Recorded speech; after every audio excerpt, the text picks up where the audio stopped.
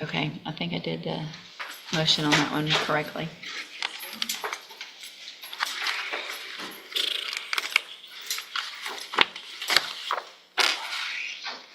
Good morning. Are you Anthony Young? Yes, ma'am. And Mr. Young, you were previously in court and you entered a plea of guilty to the second-degree felony offense of theft of a firearm. And I received the pre-sentence report and I reviewed that. Has everyone had an opportunity to review that report? Yes. Are there any additions or corrections to that report? Well, just to judge, I know maybe some issue with the defendant's version of what happened for him accepting responsibility. That was discussed with him, and he does understand, of course, what he was charged with, what he pled to, and he's definitely accountable and responsibility for what happened with that gun. Okay. Anything else, Mr. Smith, on that? I have also received and reviewed numerous jail incident reports that I've had an opportunity to go through. Have you both had an opportunity to review those? I have reviewed them and discussed them. So the agreement's for a 5-year deferred probation. How old are you?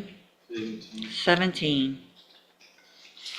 I'm pretty sure if it's not the thickest packet, it's close to one of the thickest packets I have received from jail with regard to how you have been acting and misbehaving,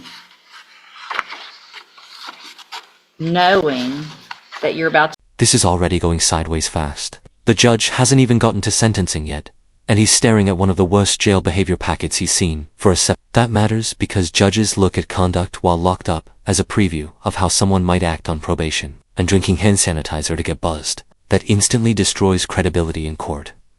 Question is, does this sound like immaturity, or someone already heading down a dangerous path? To come in front of a judge who could either accept or reject your plea agreement.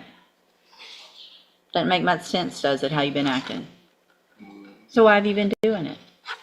I get irritated easily. You do? Do you understand? You're 17, you're so young. We all get irritated easily. Yes, ma'am. That's life. It's just part of life.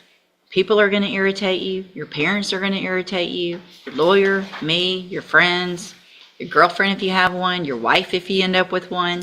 We all get irritated. But you don't act like this, and you don't talk to people who are just doing their job the way that you speak to these correctional officers. The disrespect that you're showing people who are just trying to go to work and make a living is so unacceptable that I'm not going to say the words because people are watching and it's so inappropriate. It's ridiculous what you've been doing. And then thinking that you can get high or a little buzz by drinking hand sanitizer? That was dumb. I mean, you ended up in the hospital, right?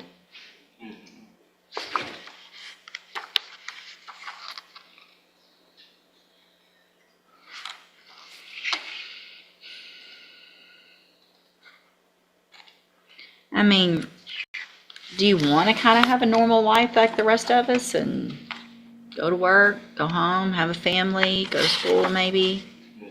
Or do you want to spend your life in prison? You don't?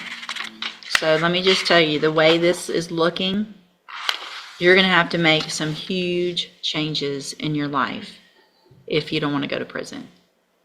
You're going to have to do things that most 17-year-olds don't do. You're going to have to grow up. This is the moment the reality finally hits. The judge keeps repeating 20 years because he wants the defendant to understand deferred probation is not freedom, it's a final warning shot. A lot of people hear probation and think they beat the case. But one failed drug test, missed meeting, or violation can bring everything crashing down. And honestly, the judge sounds less angry here and more frustrated that someone this young is standing this close to prison already. Real quick, because you're going to be on an adult felony probation. And so if you don't follow the rules, it's not just a slap on the hand, or it's not just getting kicked out of school and going to alternative school. It's not those things. It's prison. And it's going to be prison for up to 20 years. You can go to prison for up to 20 years if you violate this probation. Do you understand? Let that sink in. 20 years of your life you could spend in prison for this very case right here if you don't follow all of the rules. It's a lot. So you need to don't get out of jail and then forget this conversation, okay? I'm going to do some things, hopefully, that will give you some tools up front in your probation so that you can learn how to make better decisions. Not hang out with the same people, get away from all that. It's just going to be up to you. It's not going to necessarily be easy, but the alternative is really not easy. It's prison, right? Okay. What I'm going to do, Mr. Young, is follow the agreement that you made. I'm going to find that you entered your plea of guilty freely and voluntarily. I'm going to find sufficient evidence to find you guilty, but I'm not going to do that. That means today you're not a convicted felon. All right, we're going to talk some more about that in a minute. You're going to be on probation for 5 years. You're going to be ordered to pay a $500 fine. You're going to order to follow all of the rules, all of the conditions of probation. You don't get to pick and choose which one and go, well, I didn't get a new case, but I missed going. Or I didn't get, a lot of people think as long as they don't catch a case or they don't get in trouble again, that they're fine and they don't have to do the other stuff on probation. You got to do it all. You got to report when you're supposed to. If you test positive for drugs, any drugs, including marijuana. And I get that a lot of people don't think that marijuana is a big deal, but it's a violation of your probation. You can go to prison. It's just that simple. All the rules apply, not just some. And if you do that, then this opportunity is your day to change your life. I am going to order as a condition of this probation that you enter and successfully complete the cognitive track of the ISF program. That's a 90-day program. You'll go from in custody to that program. It's an in-custody program. It's not necessarily meant to be a punishment, but it's classes and tools so that you can make better decisions. If you go to ISF and you act like you've been acting in jail, they let me know. We bring you back. Your probation's revoked before you ever hit the streets. So you can get irritated. And this right here is the fork in the road. The judge is basically offering him two futures: complete probation and walk away without being a convicted felon, or violate once and risk spending the best years of his life in prison. That's why the courtroom tone changes so much near the end. It stops sounding like punishment and starts sounding like a last chance intervention. Do you think this warning will actually change him? In ISF, but you better not act like this because you'll never even get the chance to be on probation. Do you understand what I'm saying? There's not going to be a second chance if you act like you're acting right now while you're in ISF. That's going to be your chance to prove to me that this nonsense you can grow out of just like that overnight, because it has to be overnight. I don't care who's irritating you. Do you understand? Okay. So when you get out of ISF, hopefully you're successful, you take advantage of it. You're never going to be a convicted felon if you do everything you're supposed to on probation. Being a convicted felon changes your life in all kinds of negative ways. Obviously, you can't get certain jobs. You can't live certain places. You can't go to certain schools. It puts you on a path that's very difficult. You don't have that right now. If you change your life and you do the right things, at the end of this probation, if you're successful, the case is dismissed. You're never a convicted felon. The other side to that, though, just like I've been talking about, is if you violate any condition of your probation, you're back here in court. Your punishment is up to me.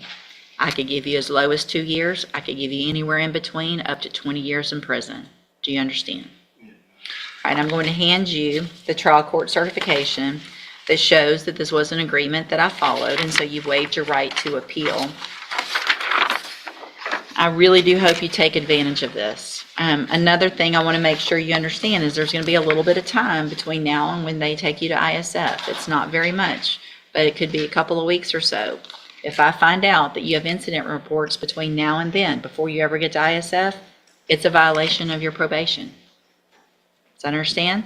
I know there's a bunch of you young kids that are all in the same dorm in our jail because we got younger and younger of y'all doing stuff like this. And y'all all are in there. I've read all about it in your case and everybody else's case. And you've got to kind of show who's cool and who's not and all of that. If you continue to do that and think you're cool in there, you're going to get to show how cool you are in prison. And that's a whole lot different. And that's not what any of us want for you. Okay? All right, you can go back with the bailiff.